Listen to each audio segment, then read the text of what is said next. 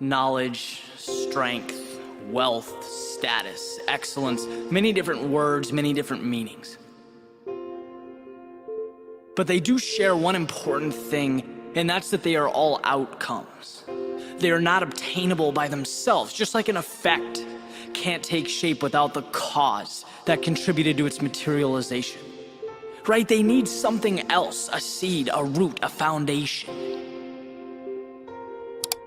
If excellence were the tallest building in your city, and you ripped it apart piece by piece until only the core existed, only that foundation, what you would see is courage. Because courage is the thing that gives you a platform to build on. Every starting block is comprised of unknowns. Every endeavor, every journey, every time you start something new, you're by definition a rookie. You're at the bottom of some pecking order. And I want you to never be fearful of these situations, but to be thankful for them. They're the roots that allow the tree to grow, and the only thing required for you to move forward is having the courage to say yes.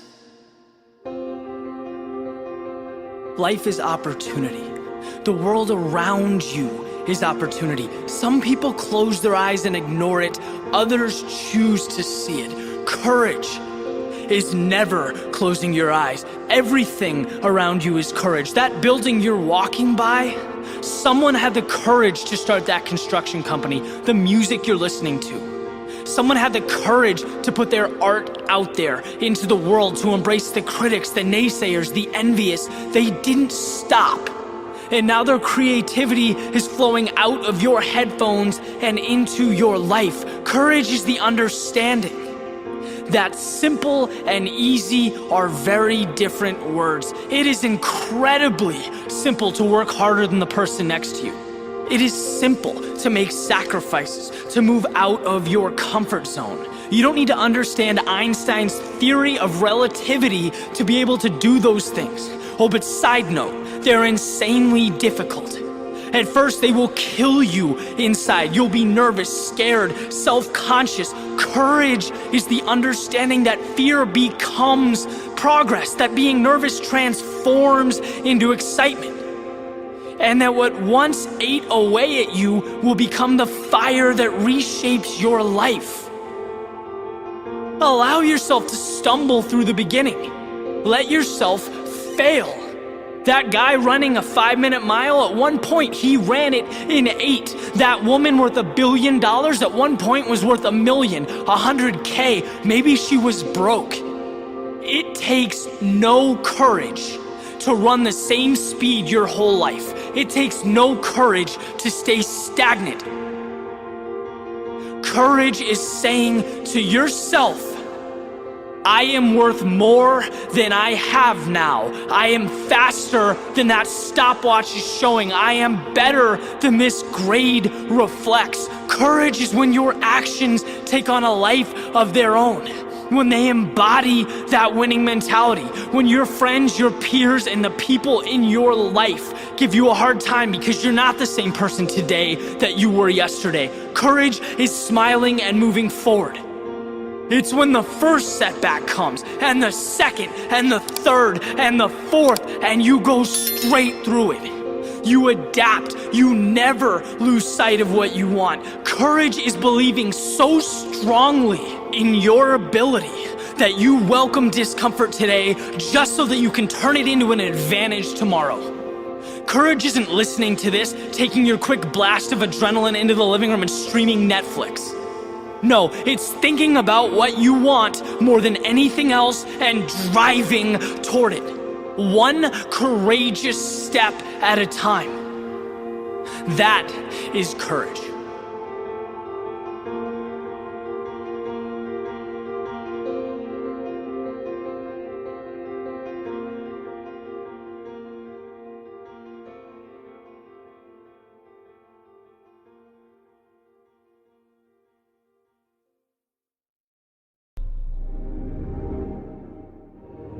Your eyes do not create, they obey. They are projectors that play the stories your mind has written. Messengers, delivering pictures you've already painted. See, you win or lose long before they open. Your outcome's decided long before they see a thing. Your outlook is not a reflection of the world around you, it's a reflection of the world within you. And I wonder how we can be so lucky as to have the opportunity to literally create our own reality, yet we position ourselves so that we're disadvantaged. We act as though the wake of the boat is more powerful than the wheel that steers it. We remind ourselves of the obstacles instead of reassuring ourselves that we possess the ability to get around anything and everything that stops us. If we can create our own landscapes, why insert storms? If we can define our own rules, why penalize our progress? If we're capable of feats beyond our wildest dreams, why do we instruct our eyes to see stop signs? Your eyes long to see the world as it was meant to be seen. With its color, its fullness, its beauty, its perfection. Why not give them permission? See, there is no use for the negative. The downside brings you nothing. There is no value to be obtained or acquired from what doesn't push you. The solution is simple. If it doesn't make you stronger, let your eyes see beyond it. Refocus, re-examine, because I promise you the answers you need are in the same frame as the things that hold you back. The problems, they are the solutions. The opportunities, they are the risk. Life is that portrait, but it is entirely open to interpretation. See, the same people that see beauty, that find magnificence, they will always see it. They will always find it. In the down times, the winter periods of life, they'll feel it during the days when we look up and we wonder how in the hell these dots connect. They will run towards the chaos, find answers while others see what's not there. Eyes are the tunnel in which all that data is transferred, but understand this, it doesn't begin externally and flow into your brain. No, reality, as you know it, it starts within and is projected out, pouring into every step you take, every handshake, every time you look up and smile. You are painting the world colors that correspond to your story, your paint by number. And when you can only see the things you don't want to see, when negativity bias latches on and attempts to hold you in place, realize that you are letting the wrong info in, subscribing to what doesn't serve you, so simply change the channel, step back, and look again one more time, because you are the author of your own story, so see it as you want to. Live it on your own terms.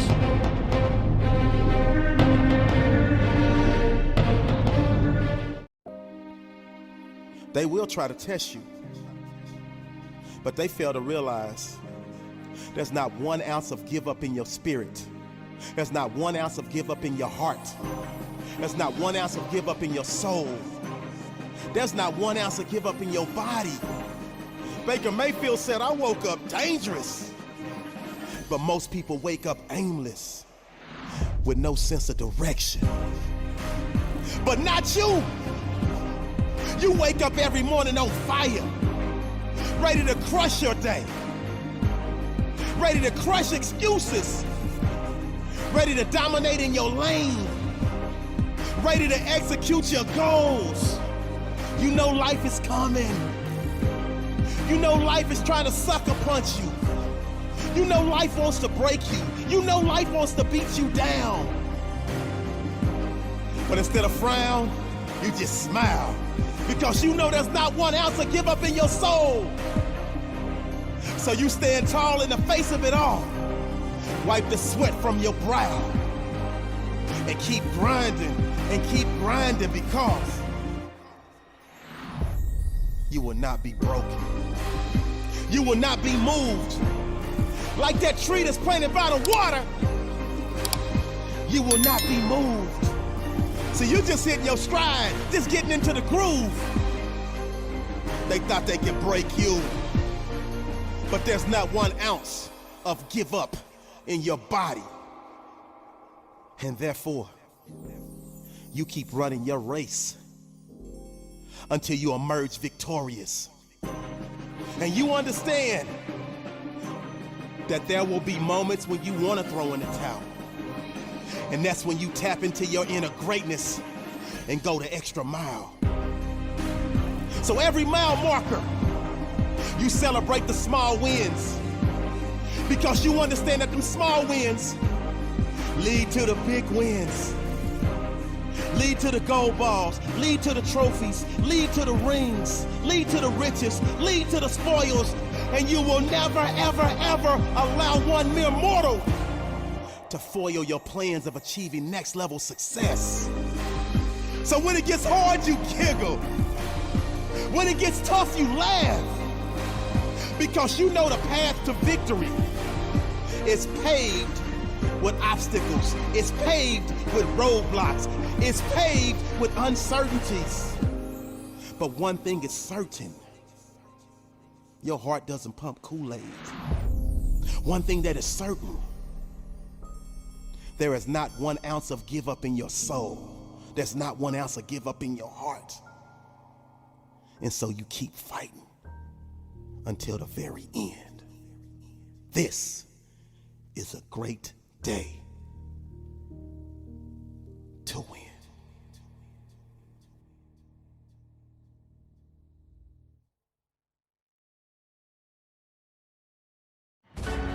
When life hurts you, what do you do? What do you do when you are broke? What do you do when you fail to achieve your goals? What do you do when you're hurt by your loved ones? Oh, what do you do when you're faced with seemingly great obstacles? What do you do when your best friend stabs you in the back? What do you do when your battles seem to overwhelm you? No matter how you respond to any of these, I want you to know that in life, pain is inevitable, but suffering is optional. Yeah, you can decide to suffer from the pains life may have caused you, or deal with your pains and make the best out of it. Life is not a bed of roses. Neither is it a bed of thorns. Whichever way it turns out to be, you are totally responsible for it. You can either complain that roses have thorns among them, or rejoice that thorns have roses among them. The choice is all yours. Life will never give you what you desire. Instead, it gives you what you deserve. I know you desire greatness, success, financial freedom, good health.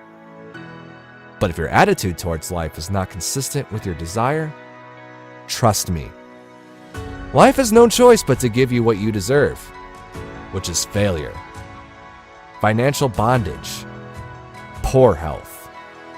You can go on and on. No man achieves success without pain. Success and greatness will never come to you on its own. You have to fight and strive for it. And as you do, you will be hurt. You will be wounded. You will be pained. A life without pain is a life without gain.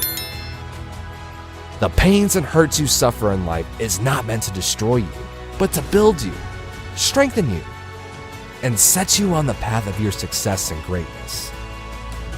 Adversity is a part of life's journey, which leads you towards the successful future you desire. Adversity makes you stronger.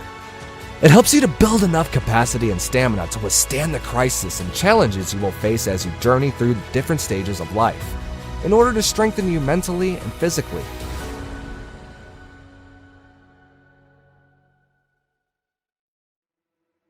I know you missed it at a time. I know you've been heartbroken. I know you've done some weird stuff. You made some mistakes in the past. Indeed, life has really hit you hard. You feel like you have no control of your life. And as such, you can't influence whatever is going to happen next. I want you to understand this truth. There's a season in your journey to success and greatness when you can't avoid some of these odds. You've got to face them head on and deal with them until you triumph over them. That's why you need resilience. Yeah, resilience helps you to cope with the trauma and sudden changes that comes your way as you journey to success and greatness. When you build up resilience, you will have more positive outlook of your life. Face every uncertainty surrounding your future without fear, no matter the odds that are against you, and get through the darkest days of your life. Remember, when the going gets tough, only the tough keep going. Don't allow life's temporary knockdown to knock you out of your goals. You've got great potentials. It's too late to quit, friend. Please, don't give up or stay down on that dream. Press on till you achieve your success and greatness.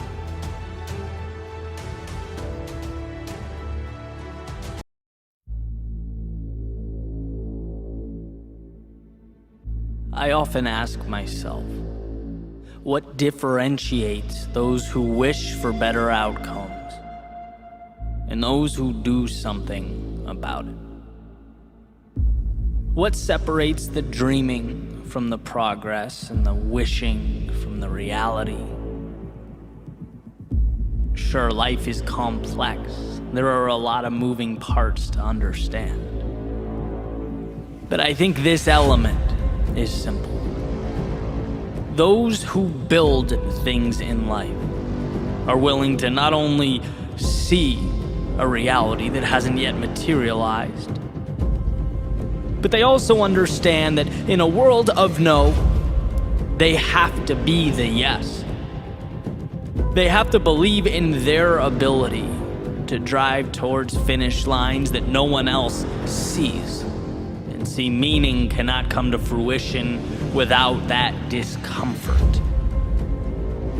Or as Nietzsche put it, one must still have chaos in oneself to be able to give birth to a dancing star, and that's just it. Most people see what is, most people conform, they do not create. To change something means you have to be the metaphorical eagle amongst pigeons, flying above all that, everyone, everything else. Superseding the limiting beliefs that shackle others to their one-dimensional realities. But most importantly, it means you can see. You can see what no one else can. You have line of sight to what no one else understands. See, in this world, no one walks up to you on the street, puts their arm around you and says, "Hey kid, that dream, follow that, because I can tell you're going to do big things." No one says, "Hey, that business idea, you're going to thrive next year, I know it. That relationship, it's going to happen. That level of fitness, oh, I can see it already." Nope. People see what's right in front of them. And as it pertains to you and your world, your life, people are those pigeons. And so that leaves you with a choice. Do you accept that? Do you blend in, take the scraps you're allowed to consume, the crumbs laid out in front of you? Or do you step back and acknowledge that this is going to be tough, this is going to hurt, it's going to push me further as a person than I've ever been pushed? But you know what I get in return? That view. I get to live above the clouds with those who don't wait in line. No, they become the main attraction. They transform what is into what will be, because the world, it has a way of ensuring that we really want what we say we do. Greatness in any area of life is reserved for those willing to carry forward when most would turn back, to build a bridge to something greater when most people point out that your bridge is not connected to anything, that it's a waste of time, it's trivial, useless, irrational. Good. Changing your life in the world around you has to be irrational. Taking the status quo and shaking it, saying, I'm going to alter this landscape, is irrational. But from irrationality comes the future. So when you feel like the world is against you, when you have an uphill battle to climb, when there are a million reasons for you to turn around, understand that this is nothing more than an indicator that you are right where you need to be, against the current, bringing something new to life. See, if it were easy, it would already exist. But changing your life, that makes you an architect of the unseen. So build. On the days you want to, build. On the days you don't, build. When they understand, build. And when they assume you've altogether lost your mind, build. Sure, it's not easy, but it's worth it. And when tomorrow comes, and it looks a lot different from today, when you've grown, evolved, transformed, and you look back and don't even recognize the person you once were, that won't be because you listened to the chirping of the doubters and the naysayers. It won't be because when strangers told you to give up, you packed your bags and went home. No, it will be because you rose above all that. They saw empty space and you saw a world undiscovered. They saw your head in the clouds while you built those castles in the air. You were always on a trajectory to something greater. You didn't need to convince them. You needed to convince yourself. To unlock the shackles and take to the sky, leave everything that once held you down behind.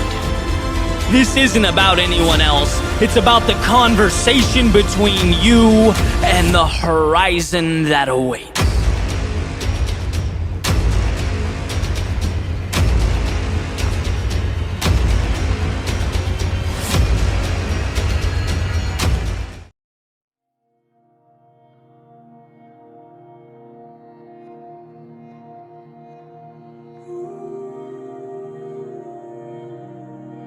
That thing that gives you butterflies, that lights you up, that world you see when you close your eyes, chase that with all of your soul. Chase it.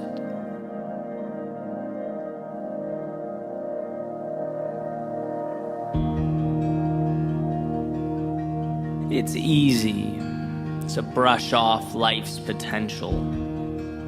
It's just outside the realm of possibility. To see the ideal as some form of window shopping that you can almost touch. A fantasy to be explored when you sit back in your office chair or pass time in the doctor's office waiting room. But I think these aspirations mean more than that. Not distractions, but a North Star. Not a diversion, but the path. And by the way, I'm not naive about this pursuit and all that it entails, the truth behind it. I'd never advocate that what's possible or meant to be is somehow easy. In fact, I'd argue the only way something is meant to be is if you're willing to commit to the difficulty in bringing it to life. Otherwise, it wasn't meant to be anything but a missed opportunity. Because it surely will be a difficult road. And here's what we come to learn: everything of value is difficult. You know, and in an attempt to oversimplify, I often break life down into the easy thing versus the difficult but meaningful thing. And in some ways, sure, that's true.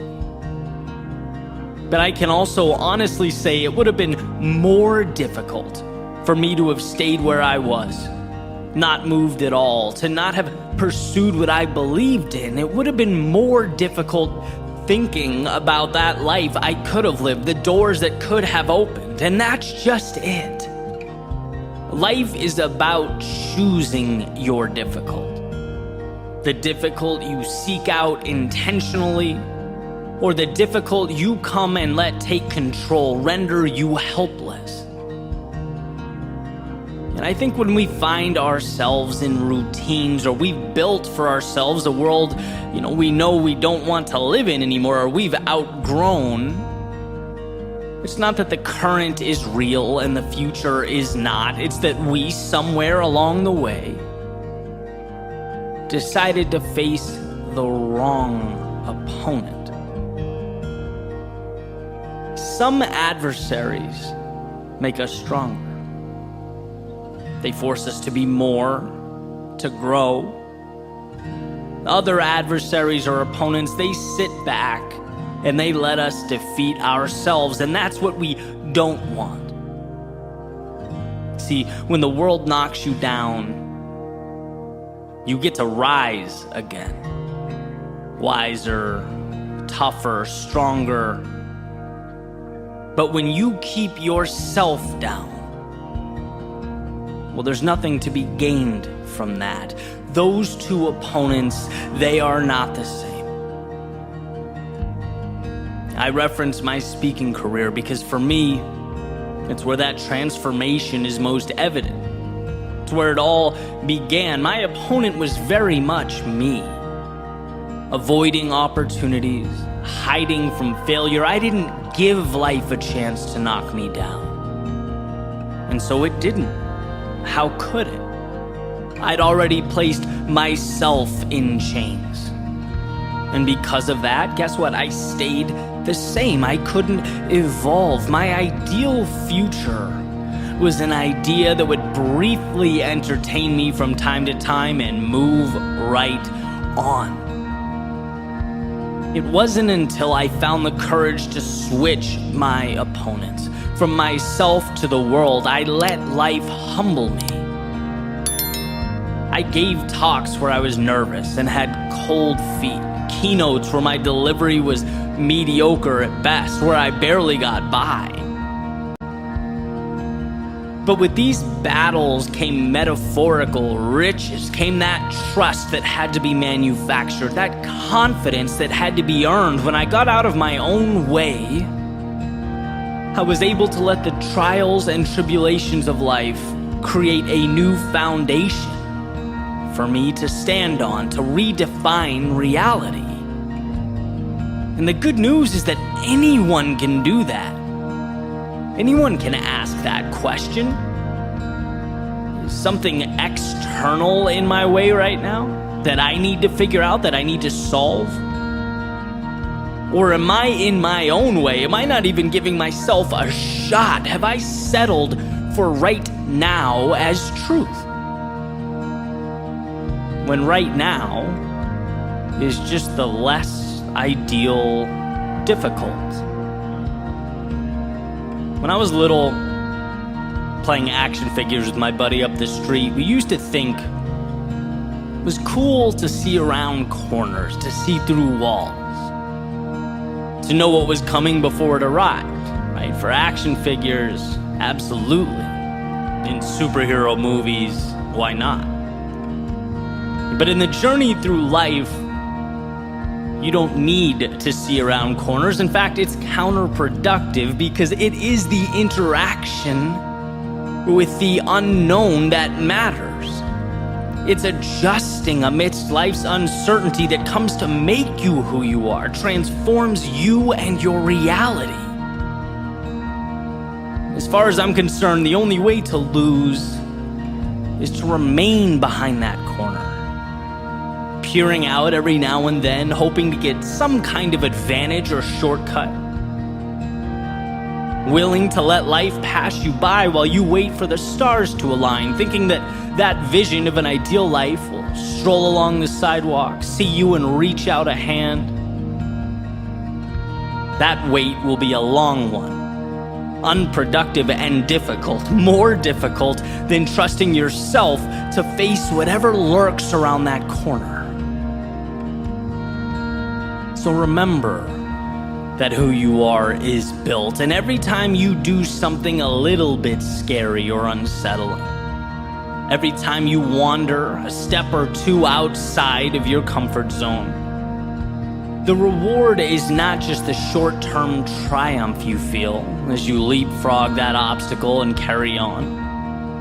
No, you are investing in a new you, a new reality. You're investing in something changing before your very eyes, putting a little marble in a jar that is your potential, and you can't see it, not now. No one's going to announce it to you. You might not even realize or understand until you look back years down the road. But those little acts of courage, they matter more than you know. They're not trivial, and they are certainly not insignificant. When that movie plays in your head, and you think to yourself, I wish, or if only, and the delta between that image and the reality on the ground disappoints you, gives you a little knot in your stomach, or dissatisfaction that floats around in your thoughts, remember that that feeling is transferable. That difficult can be exchanged for one that actually changes things. You can get off the merry-go-round and towards a new North Star. Difficult, yes, but we've seen the goal is not to avoid difficult. It's to pick the difficult that will transform your life. It's to find meaning in a world that, if you do not pay attention, will paint your landscape with routine and obligation. And today can certainly be a continuation of that script. A box that's checked, a calendar square with an X. Or it can be the beginning of something that gives you butterflies, that lights you up, that brings you one step closer to the world you see when you close your eyes.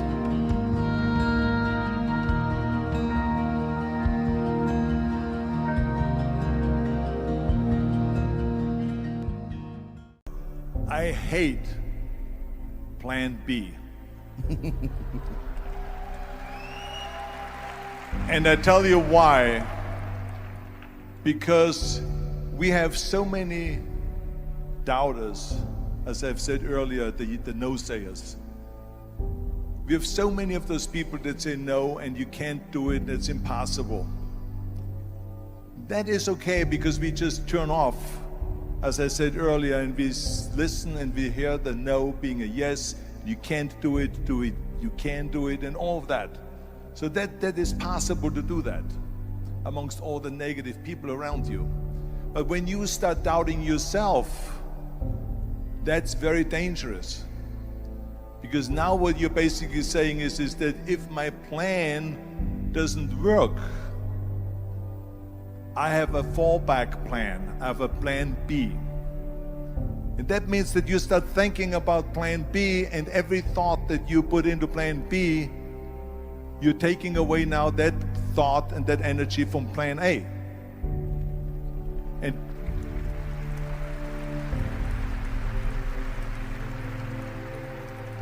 And it's very important to understand that we function better if there is no safety net, because plan B becomes a safety net. It says that if I fail, then I fall and I get picked up and I have something else there that will protect me. And that's not good, because people perform better when there's no safety net. People perform better in sports and everything else if you don't have a plan B. To me, it is very dangerous to have a plan B, because you're cutting yourself off from the chance of really succeeding. And the reason, one of the main reasons why people want to have a plan B is because they are worried about failing. What is if I fail, then I don't have anything else? Well, let me tell you something. Don't be afraid of failing, because there's nothing wrong with failing. You have to fail in order to climb that ladder.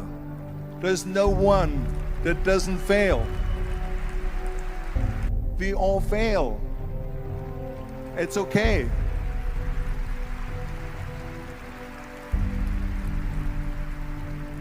What is not okay is that when you fail, you stay down. Whoever stays down is a loser. And winners will fail and get up, fail and get up, fail and get up. You always get up. That is a winner. That is a winner. Hey, we all lose.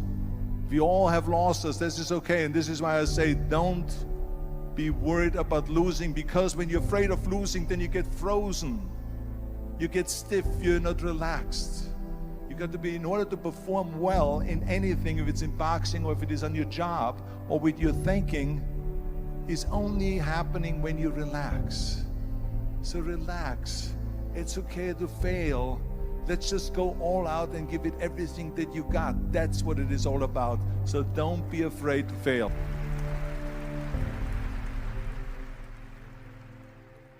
You're here right now at this moment because tomorrow you want to be somebody greater than the person you are today. You see yourself succeeding, you have a vision, you have a dream. Congratulations. You're already 10 steps ahead of 95% of the world. Imagine if Michael Jordan was scared of missing. He would have never taken a shot. Imagine if Steve Jobs was afraid of people not liking his product. There would be no iPhone. So ask yourself this: do you want to be a person who fears failure, or do you want to be a person who loves success? Which one? Because you're going to have to pick today. And I'll tell you one thing. One is a failure, and one is a success. And if you love success, there is nothing that can stop you. All those negative things people say will mean nothing.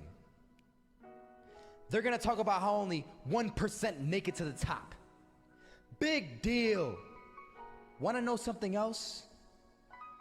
Only 1% stick with that fitness program long enough to see results. Only 1% of nerds stick with that video game long enough to get good at it. Only 1% of relationships stick it out to the end. That doesn't mean you have a 1% chance. It just means you can't behave like the 99%. You'll have to do something better than giving up a month from now. Those are just numbers. You want to talk about numbers?